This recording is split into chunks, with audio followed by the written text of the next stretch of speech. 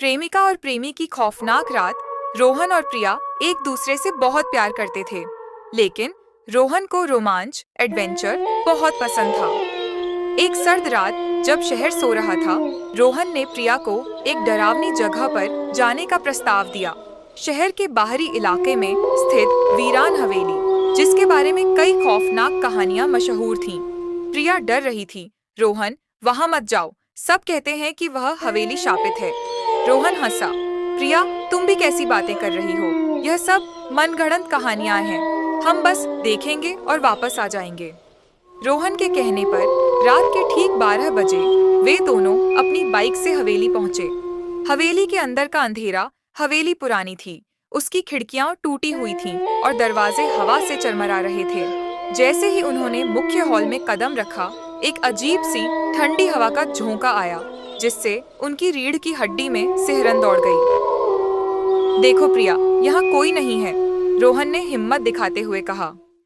तभी प्रिया को एक कोने में रखी हुई पुरानी पेंटिंग दिखाई दी। उसमें एक महिला थी जिसकी आंखें पूरी तरह से काली थीं और उसके चेहरे पर एक खौफनाक मुस्कान थी। रोहन, मुझे यह जगह अच्छी नहीं लग रही, प्रिया ने फुसफुसाते हुए कहा। रोहन ने उसका हाथ पकड़ा और वे एक संकरी सीढ़ियों से ऊपर की ओर जाने लगे। सीढ़ियां लकड़ी की थीं और उनके हर कदम पर जोर से आवाज आ रही थी।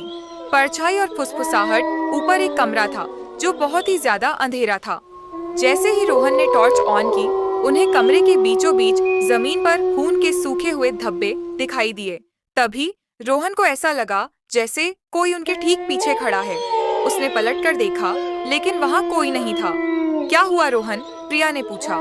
कुछ नहीं, बस लगा कि कोई है, रोहन ने जवाब दिया, लेकिन अब उसकी आवाज में भी डर था। अचानक प्रिया के कान के पास किसी ने फुसफुसाया।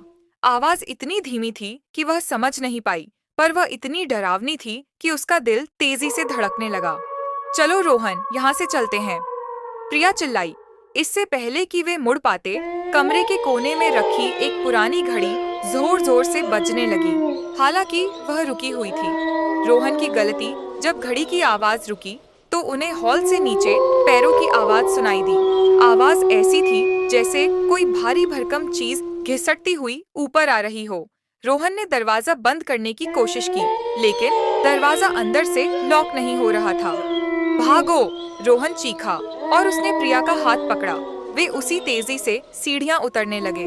नीचे पहुंचकर जैसे ही वे मुख्य दरवाजे की ओर भागे, उन्होंने देखा कि दरवाजे के पास वही काली आंखों वाली महिला खड़ी है जो पेंटिंग में थी। वह हवा में तैर रही थी। उसके चेहरे पर पहले से ज्यादा भयानक मुस्कान थी और उसकी आंखों से खून के आंसू बह रहे थे। प्रिया चीख पड़ी। वह भागकर रोहन के पीछे छिप गई। महिला की आवाज गूंजी, तुम मेरे घर में आए हो, अब वापस नहीं जा पाओगे। महिला ने अपना हाथ उनकी ओर बढ़ाया। डर के मारे रोहन और प्रिया पूरी तरह से सुन्न हो चुके थे। रोहन ने किसी तरह हिम्मत जुटाई और हवेली के पिछले दरवाजे की ओर भागा, जहां पर एक छोटा सा पुराना बगीचा था। अंतिम दृश्य, जब वे बगीचे में पहुंचे तो उन्होंने चैन की सांस ली। चलो, बाइक से जल्दी निकलो यहाँ से, रोहन ने हाँफते हुए कहा। उन्होंने पीछे मुड़कर देखा और वहां उनकी बाइक, जो उन्होंने गेट पर खड़ी की थी, अब बगीचे के बीचों बीच उल्टी पड़ी थी और उसकी चाबी गायब थी।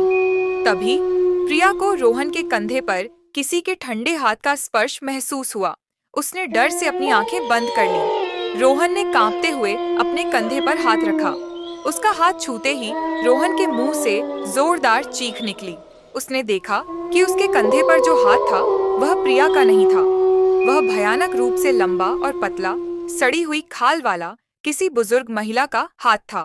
प्रिया ने अपनी आंखें खोलीं और उसने देखा कि उसके सामने रोहन नहीं, बल्कि वही काली आंखों वाली महिला खड़ी है। महिला ने रोहन का गला अपने पतले, सड़े हुए हाथों से जकड़ लिया था।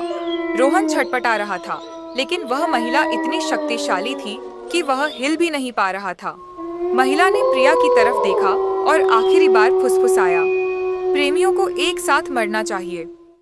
प्रिया ने चीखने की कोशिश की, लेकिन उसके मुंह से कोई आवाज नहीं निकली। अगले ही पल हवेली के अंदर से एक और भयानक चीख आई और उसके बाद पूरी तरह सन्नाटा छा गया। अगली सुबह वीरानी हवेली के गेट पर उनकी बाइक का हेलमेट मिला, लेकिन रोहन और प्रिया का कोई नामो निशान नहीं था।